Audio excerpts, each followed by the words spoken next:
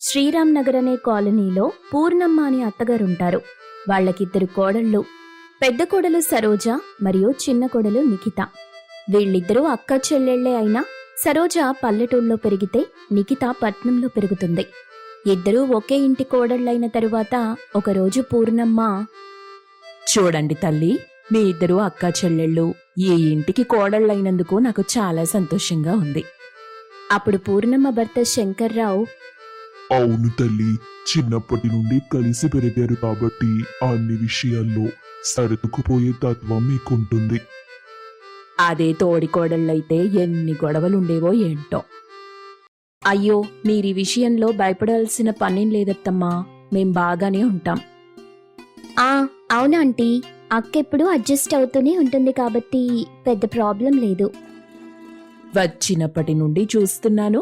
Aunty ఏంటమ్మాయి, చక్కగా మీ అక్కలాగా అత్తమ్మ అనొచ్చు కదా. ట్రై చేస్తానాంటీ.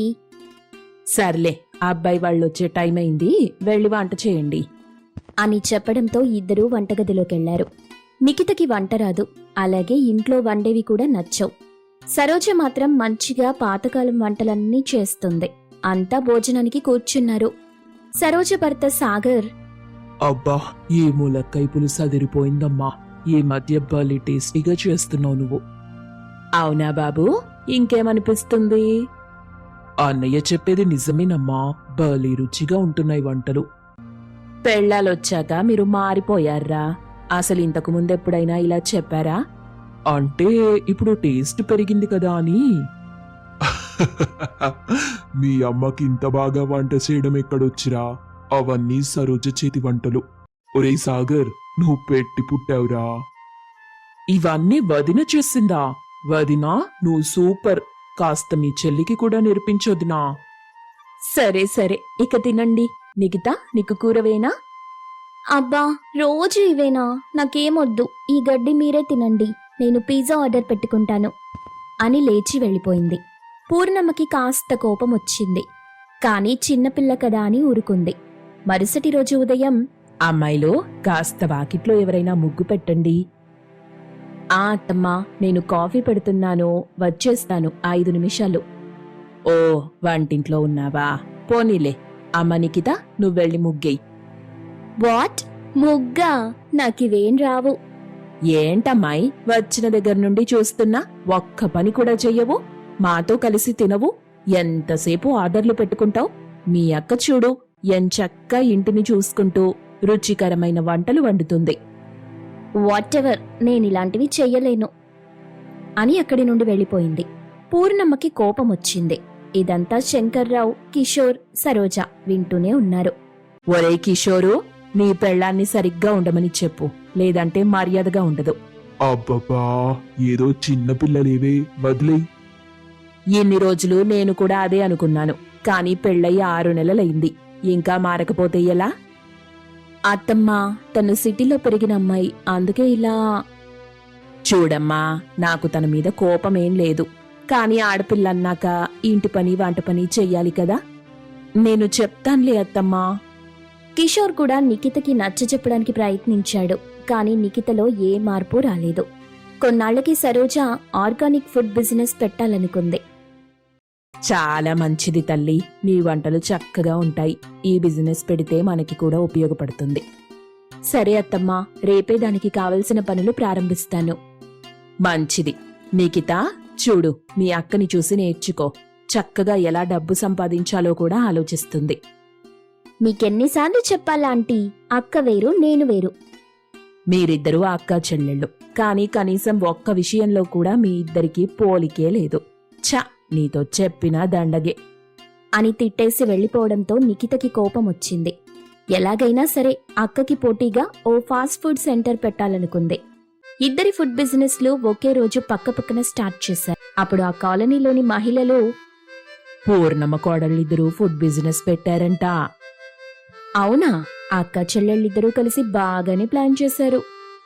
లేదోదినా, ఒకళ్ళు పల్లెటూరి వంటలు, ఒకళ్ళు పట్నం వంటలంట. అబ్బో, అయితే మనమెళ్ళి రుచి చూడాల్సిందే అని అంతా కలిసి ఆ ఫుడ్ స్టాల్ దగ్గరికి వెళ్లారు. పెద్దలు సరోజ దగ్గరికెళ్తే కుర్రాళ్ళు, పిల్లలు నిఖితా ఫుడ్ స్టాల్ కి వెళ్లారు.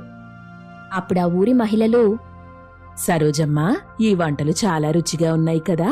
పప్పు, దొండకాయ వేపుడు, పులిహోర, పాతకాలపు రుచి గుర్తొస్తోంది. నిజమే వదినా, ఎంత రుచిగా ఉన్నాయో. అరే నిఖితక్క, నూడిల్స్, మోమోస్, బర్గర్ సూపర్ గా ఉన్నాయి. అవునరా, సూపర్గా ఉన్నాయి. అని అనుకున్నారు. ఇలా ఇద్దరి బిజినెస్ బాగా నడుస్తుంది. ఇద్దరి మధ్య పోటీ మాత్రం పెరిగింది. ఓ రోజు ఇంట్లో భోజనం చేసే సమయంలో, నిఖిత, నీ ఫాస్ట్ ఫుడ్ వల్ల కాలనీలో పిల్లల ఆరోగ్యాలు పాడైపోతున్నాయి. నువ్వు వంటలు గంటలు గంటలు చేస్తున్నావు, అందుకే వాళ్ళు నా దగ్గరికి వస్తున్నారు. కాస్త ఆలస్యంగా అయినా ఆరోగ్యకరమైన ఆహారం అందిస్తున్నాను. కానీ పిల్లలు, యూత్ అంతా నా దగ్గరికి వస్తున్నారు. అంటే వాళ్ళకి నా దగ్గర ఫుడ్డే నచ్చింది. అవును, నచ్చిందేమో, కానీ దానివల్ల వాళ్ళ ఆరోగ్యం ఎలా ఉంటుందో ఆలోచించావా? హెల్త్ గురించి నువ్వు మాత్రమే ఆలోచిస్తాననుకుంటున్నావా? వాళ్ళకి తినడానికి సరదాగా కూడా ఉండాలి. మీరిద్దరూ సరిగ్గా చెప్పారు. రుచి కూడా ముఖ్యమే, అలా అని శరీరానికి హాని కాకూడదు. నిజమే అత్తమ్మా, అందుకే నేను కాస్త ఆర్గానిక్ పదార్థాలు వాడుతున్నాను. ఆర్గానిక్ అంటే ఖరీదెక్కువ, అందుకే నీ దగ్గర పెద్దవాళ్ళు మాత్రమే తింటున్నారు. పెద్దవాళ్ళు ఆరోగ్యం విలువ తెలుసుకున్నారు కాబట్టి వస్తారు నిఖిత. ఈ రోజు నీ స్టాల్ దగ్గరికి వచ్చే వాళ్ళ తల్లిదండ్రులు నిన్నే తప్పు పడతారు. సరే, అది కూడా చూద్దాం అని అనుకున్నారు.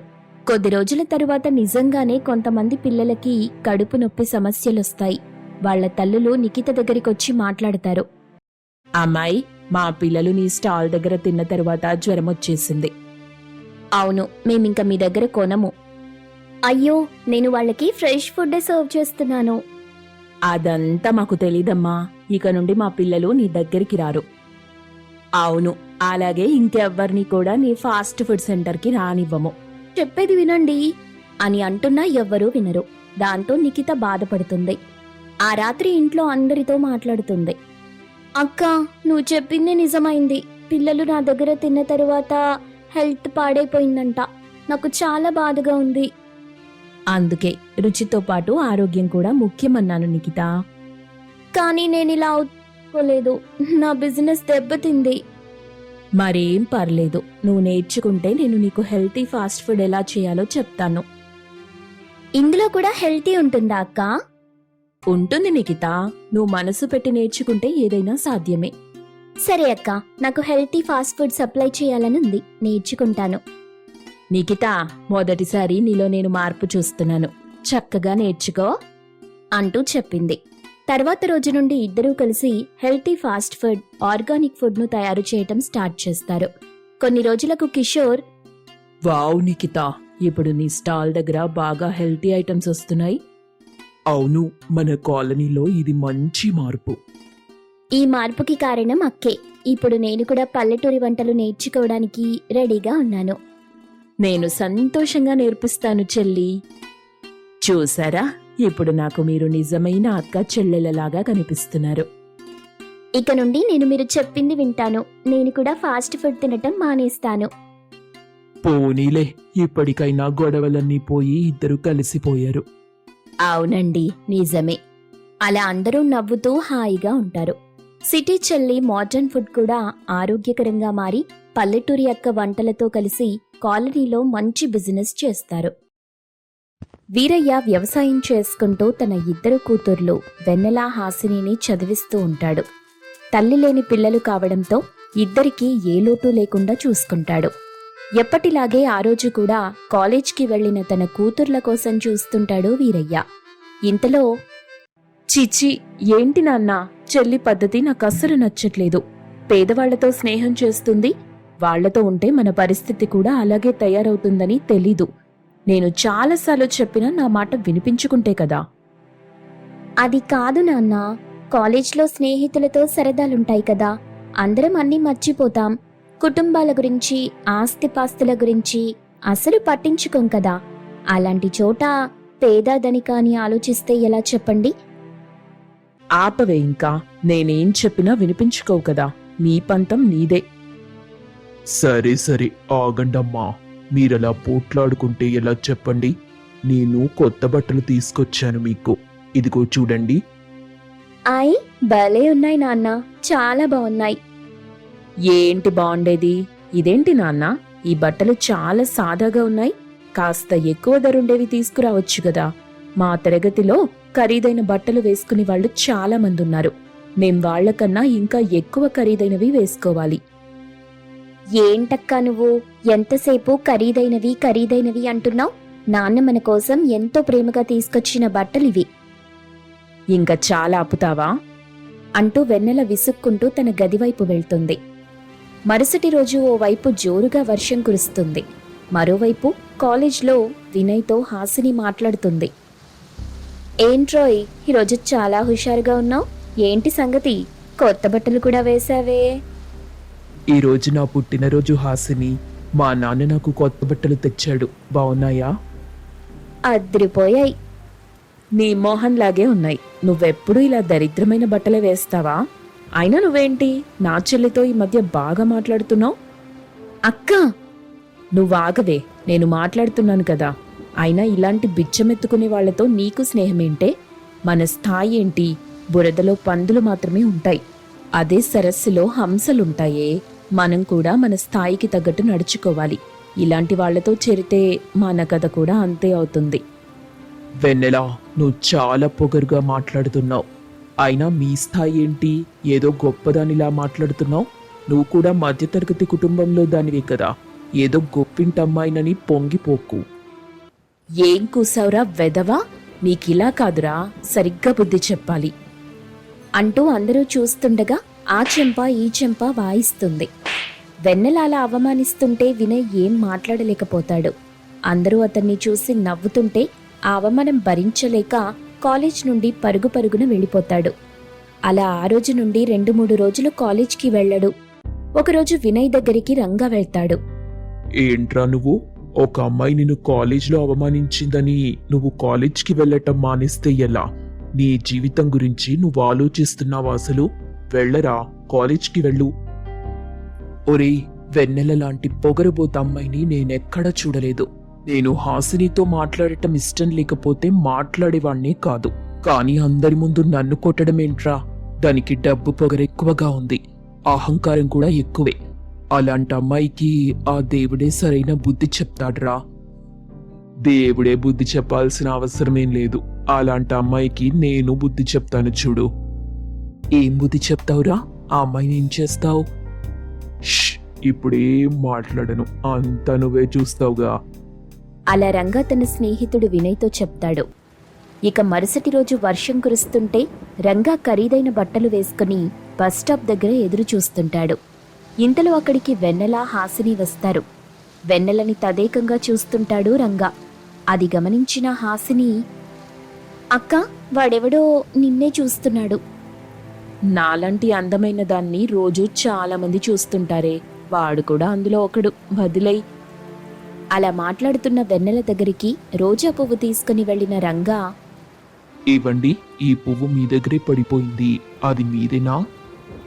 నాది కాదండి, నేనసలు ఈరోజు రోజా పువ్వు పెట్టుకుని రాలేదు. మీది కాకపోయినా అది మీకోసమే చూస్తుంది. ఇందాకటి నుండి దాన్ని మీకు ఇవ్వమని నా దగ్గరికొచ్చి గగ్గోలు పెడుతుంది. ఇదిగో ఇచ్చేస్తున్నాను, తీసుకోండి. ఏంటి మీకు పిచ్చా? నేనెవరో తెలుసా? మీరెవరో నాకు తెలీదు, కానీ ఈ పువ్వు నాకు తెలుసు. ఈ పువ్వుకు మీరంటే ఇష్టం, అలా మీరంటే నాకిష్టం. ఇది చాలు కదండి. చూసావాక్క, వీడు నీకోసమే వచ్చినట్టున్నాడు.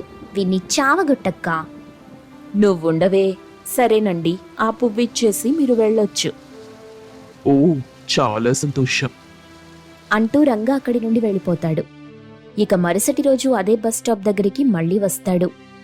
ఈసారి హాసిని కాస్త ఆలస్యంగా వస్తుంది. అందులోనే వెన్నెల పక్కకు చేరి మాట్లాడుతుంటాడు రంగా. ఈ బస్ స్టాప్ ఎప్పుడు చీకటిగా ఉండదు. ఎందుకో తెలుసా?